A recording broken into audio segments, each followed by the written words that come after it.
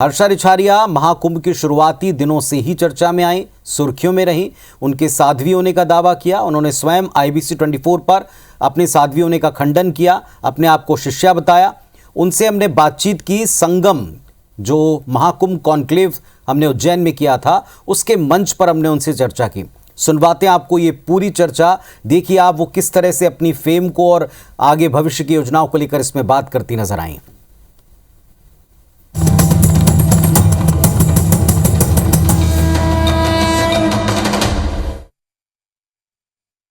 और अब की बार का महाकुंभ 2025 पूरे विश्व में अनेक कारणों से यादगार रहेगा, इतिहास में दर्ज हो जाएगा। संख्या के लिहाज से, प्रबंधन, प्रशासन, व्यवस्था के लिहाज से, नव भारत के सृजन के लिहाज से, नव चेतना के लिहाज से और कुछ चेहरों की वजह से।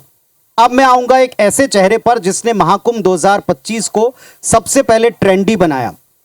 जिन चेहरों से हम 2025 महाकुंभ की पहचान करते हैं, उनमें से एक हैं हर्षा रिछारिया जी। प्रणाम। पहले तो आपको, आपका जो वेश है, आपकी जटाएं, आपका स्वरूप, सबसे पहली चर्चा होती है आपकी सुंदरता की, आपके पूर्व प्रोफेशन की। आपने जैसे जर्नलिज्म पढ़ा है, आपने मॉडलिंग परस्यू की है, आपके बहुत सारे ग्लैमरस वीडियोस हमने देखे हैं।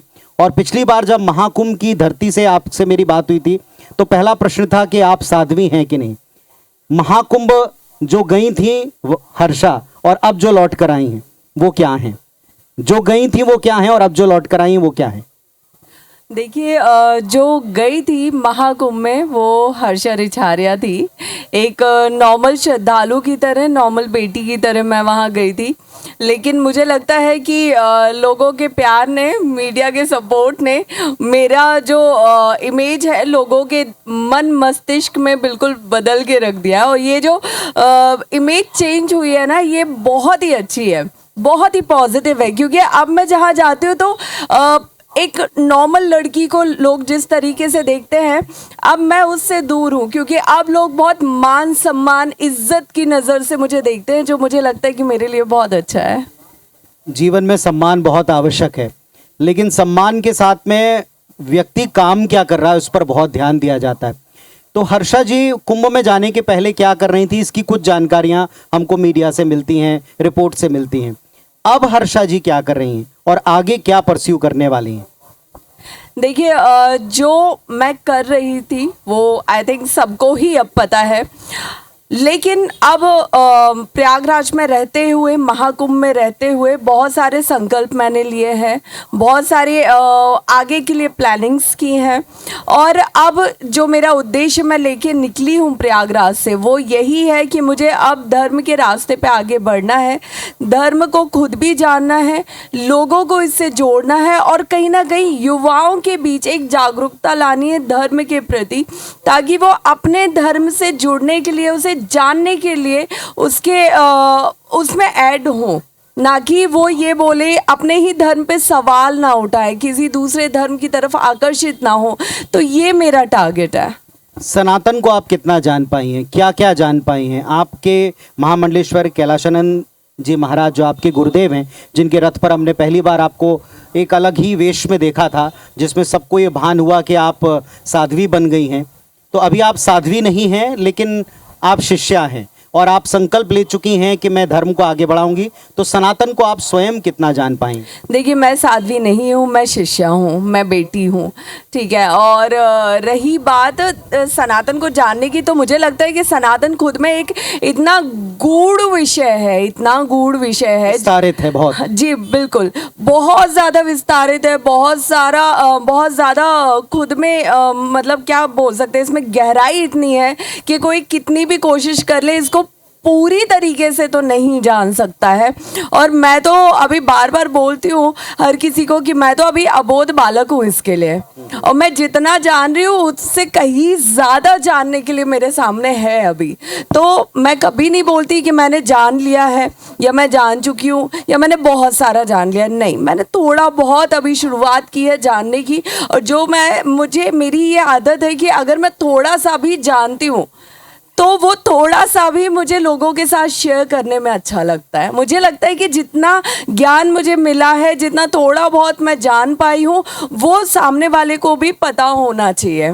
और मुझे लगता है कि इसमें कोई बुराई नहीं है। कोई बुराई की बात। अब हर्षा जी क्या मतलब सत्संग के द्वारा आप आध्यात्म को, जैसे आपने कहा कि मैं आध्यात्म के मार्ग पर चल पड़ी हूँ, एक शिष्या हूँ, आपके गुरुदेव भी हैं, आपके पास में अब जीवन में एक ध्येय है, उद्देश्य है, उस उद्देश्य की पूर्ति के लिए आप क्या करने वाले हैं? आप सत्संग का मार्ग अपनाएंगी, आप प्रचार का मार्ग अपनाएंगी, आप गुरुदेव के आश्रमों को आगे विस्तारित करना चाहेंगी, क्या करना चाहेंगी?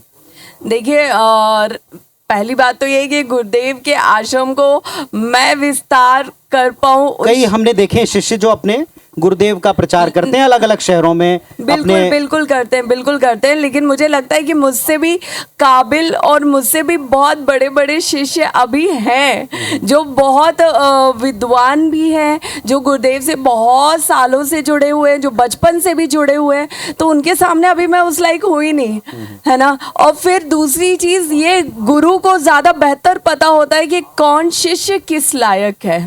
कहते हैं ना कि ईश्वर जब देता है तो छप्पर फाड़ के देता है। आपको गुरुदेव मिले, आपको वो ख्याति मिली, क्योंकि अगर मैं आपका पिछला अध्याय देखूं, जर्नलिज्म का हो, मॉडलिंग का हो, आपके इंस्टा प्रोफाइल का हो, वो सारे प्रोफाइल हमको एक फेम के लिए आकर्षित करते हैं, उस फेम की प्रतिस्पर्धा में डालते हैं, कंपटीशन में डालते हैं, और आपको देश ने सिर आंखों पर बिठा लिया, छप्पर फाड़ दिया है। तो अब कई लोग ये जानना चाहते हैं कि क्या वापस उस तरफ कहीं जाने का मन है, कहीं वहाँ कोई इस तरह की कोई आज्ञा होगी या मन में दबी इच्छा होगी? आप देखिए ना कि मैं सबको छोड़ के आई थी कि मुझे ग्लैमर में नहीं रहना है, मुझे एक्टिंग नहीं करना है, मुझे एंकरिंग नहीं करना है।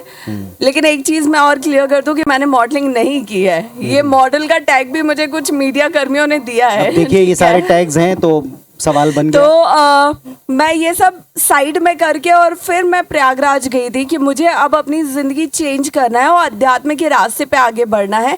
लेकिन कहते हैं कि ईश्वर ने अगर आपकी तकदीर में, आपकी किस्मत में, आपके हाथों की लकीरों में कुछ लिख रखा है तो आप जंगल में भी जाके बैठ जाओ ना, तो वहाँ भी वो चीज़ हासिल हो ही जाएगी। आप इतना रहस्य क्यों रखती हैं?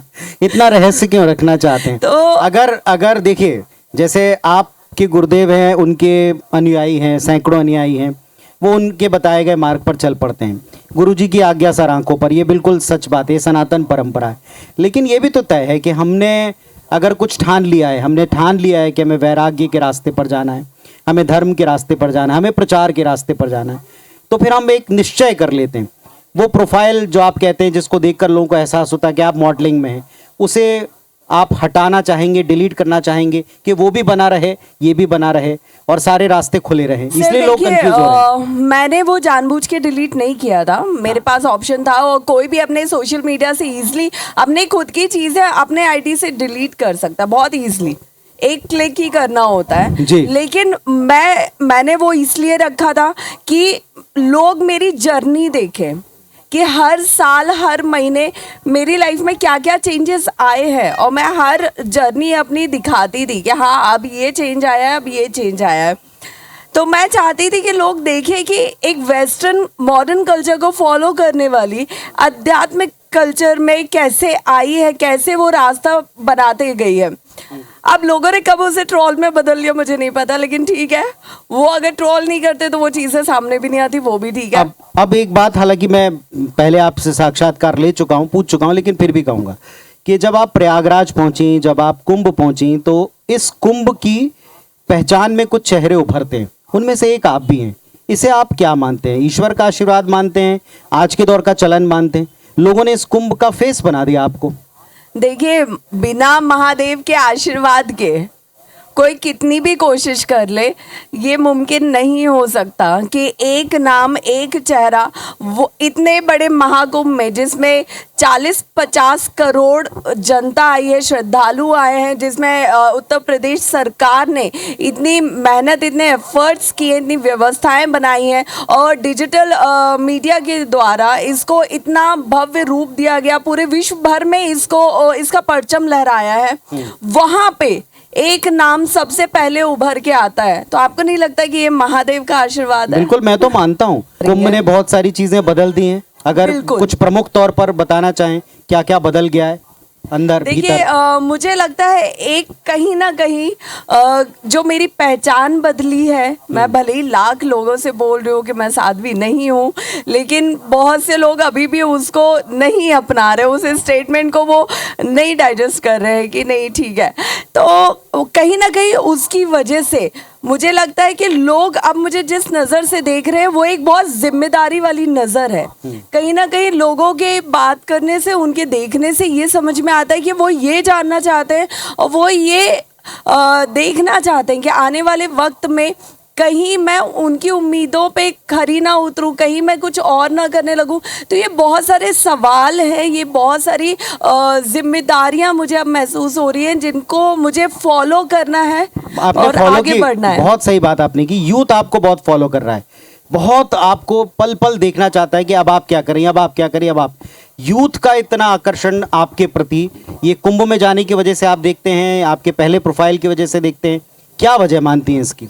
देखिए पहले भी मेरे अच्छे खासे फॉलोअर्स थे सोशल मीडिया पे, लेकिन कुंभ की वजह से बहुत ज़्यादा हो गए हैं। और कहीं ना कहीं अब जो यूथ अब कनेक्ट हुआ है वो मुझे लगता है कि वो सारा यूथ है जो धर्म को जानना चाहता है, धर्म से जुड़ना चाहता है और धर्म को लेके हर्षा रिचारिया कैसे आगे बढ़ेगी। अगर आपको अवसर मिलता है, क्योंकि एक बहुत बड़ा हिस्सा जिससे आप ऑलरेडी वाकिफ़ हैं वो है मीडिया का, वो है ग्लैमर का, और अब एक नए आध्यात्मिक अनुभव के साथ में आप जुड़ चुकी हैं। दोनों का अगर कॉम्बिनेशन करना चाहें कि हम सनातन का प्रचार भी करें और मीडिया का भी इस्तेमाल करें, तो ऐसे विकल्प हो सकते हैं, ऐसे तरीके हो सकते हैं जिनमें आपसे कनेक्टेड यूथ को हम सही दिशा दें, सही अप्रोच के साथ दें और एक बहुत बड़े ब्रॉडर प्लेटफॉर्म पर दें। क्या इस बारे में विचार हुआ आपका? देखिए मेरा खुद का एक एनजीओ है, ठीक है, मैं उससे रिलेटेड भी कुछ चीज़ें सोच रही हूँ। उसके साथ साथ अगर एनजीओ के साथ ही जुड़ के हम कुछ संगठन का निर्माण करें, मैं उसके बारे में भी सोच रही हूँ। तो ऐसी 2-3 चीज़ों पे मैं अभी विचार कर रही हूँ और उसको ही लेके अभी आगे देखते हैं क्या हम फाइनल प्लान कर पाते हैं। जी, सनातन को लेकर लोग खुलकर बात कर रहे हैं।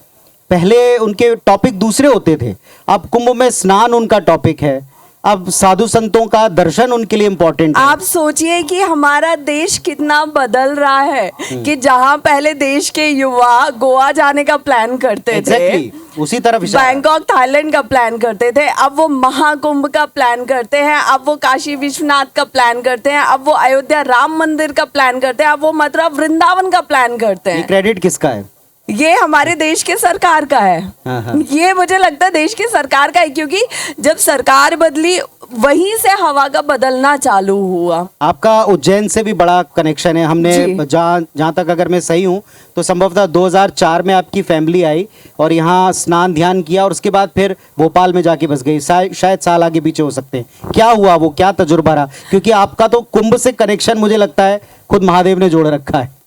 मेरा महादेव का रिश्ता ही मुझे लगता है बचपन से चला आ रहा है कि जब मैंने 4 वर्ष की उम्र में उन्हें अपना पिता माना था और उनसे हर जिद करती हूँ, हर बात करती हूँ। आज भी मेरी आदत है कि मैं अगर मेरा एक कनेक्शन बहुत स्ट्रॉन्ग केदारनाथ से है तो मैं जाती हूँ तो वहाँ सिर्फ शिकायतें ही करने जाती हूँ।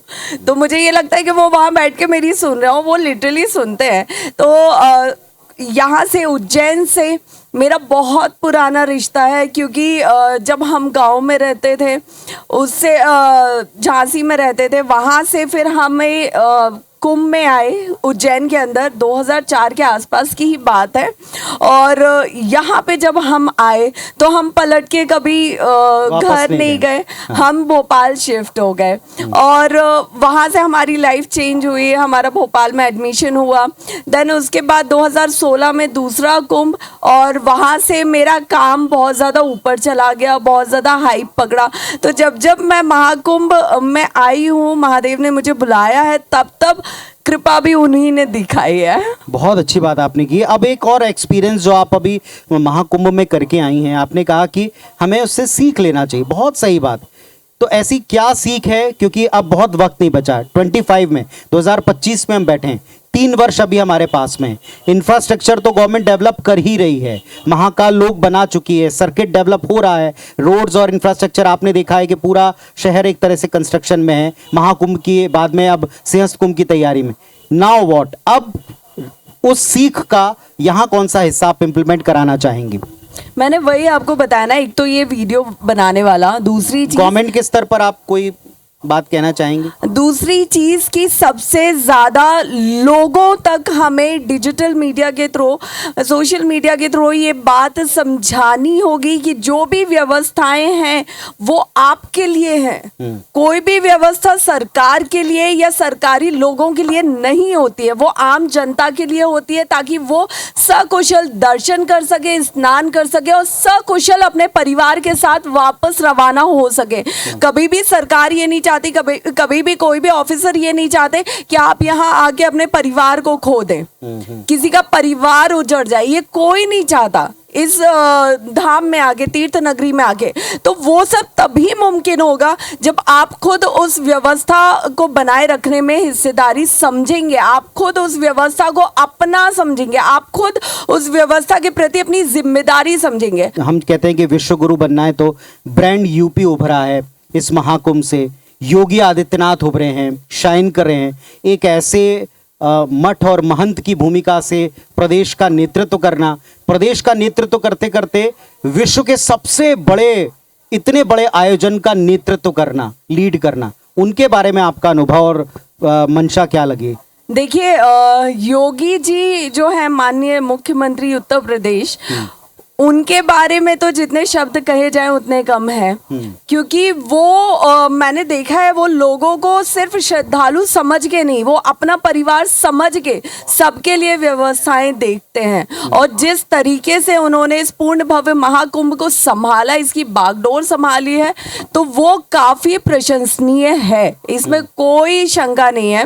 और मुझे लगता है कि 2028 में जब महाकुंभ सिंहस्थ कुंभ यहाँ पे होगा, उज्जैन में होगा, तो वो भी ऐसा ही कुछ रूप लेके आएगा। मुख्यमंत्री जी स्वयं उज्जैन के ही हैं, अब की बार मध्य प्रदेश के। बिल्कुल, तो जब वो खुद उज्जैन के हैं तो आप सोचिए कि वो कहीं से कोई कमी छोड़ने वाले हैं क्या? जी बिल्कुल। लेकिन अब एक अंतिम 2 सवालों के साथ हम विराम देंगे।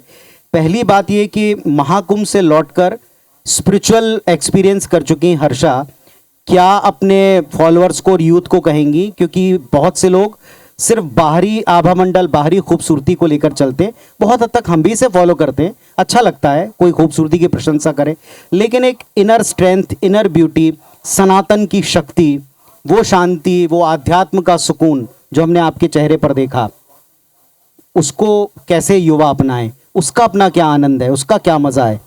देखिए, नो डाउट कि आजकल लोग सबसे पहले आउटर ब्यूटी देखते हैं, ठीक है, हमारी आंखें हैं, सबसे पहले हम सामने वाले को देखते हैं, सबसे पहले हम रंग रूप ही देखते हैं। लेकिन आप उसकी बातें सुनिए, आप उसके भाव देखिए, क्योंकि इस एज में आगे जब हम युवा की बात करते हैं, वो घर से निकल रहा है, वो मोबाइल चला रहा है, खा पी रहा है, तो उसमें एक समझ आ चुकी होती है, ठीक है। तो कहीं ना कहीं इतनी समझ हमें होती है कि हम सामने वाले की बातें सुन के उसके भाव को समझें। तो सबसे ज़्यादा ज़रूरी है कि आप लोगों के भाव को समझिए, कौन क्या बोल रहा है और कौन क्या बोलना चाह रहा है, किसके शब्दों का क्या मतलब है।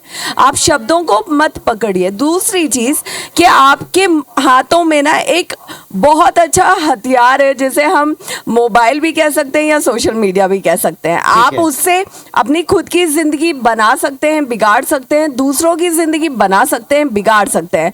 तो जब हमारे पास दोनों ही ऑप्शन है, तो हम बिगाड़ने पे क्यों फोकस करें, हम नेगेटिव पे क्यों फोकस करें? हम पॉजिटिव कर सकते हैं, हम बहुत अच्छा कर सकते हैं, हम अपनी जिंदगी बना सकते हैं और दूसरों के लिए हम एक बहुत अच्छा संदेश दे सकते हैं, दूसरों को जागरूक कर सकते हैं। तो मुझे लगता है कि आप, एक ही मनुष्य का जीवन है, अगले जन्म में पता नहीं क्या बन जाएंगे, बनेंगे भी कि नहीं बनेंगे। तो इस जीवन को बहुत अच्छे से उपयोग करते हैं और दूसरों के लिए एक मिसाल कायम करते हैं। बहुत सही बात है और बहुत अच्छी बात की। अंतिम में अगर हर्षा जी को अवसर और आदेश दोनों होता है, तो क्या ग्लैम वर्ल्ड को रीजॉइन करना चाहेंगी, या अब मन में ठान लिया, संकल्प ले लिया है कि मैं जिस राह पे चली हूँ और जितना आगे आ गई हूँ, अब पीछे के लिए कोई? देखिए, इस चीज़ में मुझे लगता है आपको गुरुजी को बीच में नहीं लाना चाहिए आदेश के मामले में, क्योंकि गुरु को हमेशा पता होता है कि उसके शिष्य शिष्य क्या के चाहते हैं, मस्तिष्क में क्या मन चल में रहा क्या चल रहा है, ठीक है। तो मेरे गुरुजी भी वो समझ चुके हैं, तो वो ऐसा कोई आदेश मुझे देने वाले हैं नहीं। और रही बात मेरी, तो मुझे भी अभी उसमें लौट के नहीं जाना है। और गुरुजी मुझे वो खुद भी चाहते हैं कि मैं युवाओं के लिए आगे बढ़ूं, धर्म के रास्ते पे आगे बढ़ूं, तो कहीं ना कहीं हम इसी दिशा में आगे जाएंगे। तो निश्चिंत रहिए, जिन हर्षा रिछारिया जी को आप एक शिष्य के तौर पर देख रहे हैं, वे सनातन धर्म के प्रचार प्रसार के लिए निकल पड़ी हैं। कुंभ ने जिनके जीवन को बदला है, जिनके चेहरे से कुंभ की पहचान हुई है, आज वो चेहरा आपके समक्ष इस मंच पर IBC 24 लेकर आया। हमारे आग्रह पर वे इस मंच पर आई। आपने जो युवाओं को मार्गदर्शन देने का, सनातन से जोड़ने का जो संकल्प लिया है इस कम आयु में, उसमें वे पूरी तरह कामयाब रहे, क्योंकि उसमें मानवता का भी कल्याण छिपा है। ये शुभकामनाएं हम उनको IBC 24 और दर्शकों की तरफ से देते हैं। बहुत बहुत धन्यवाद। जय श्री महाकाल। जय श्री महाकाल।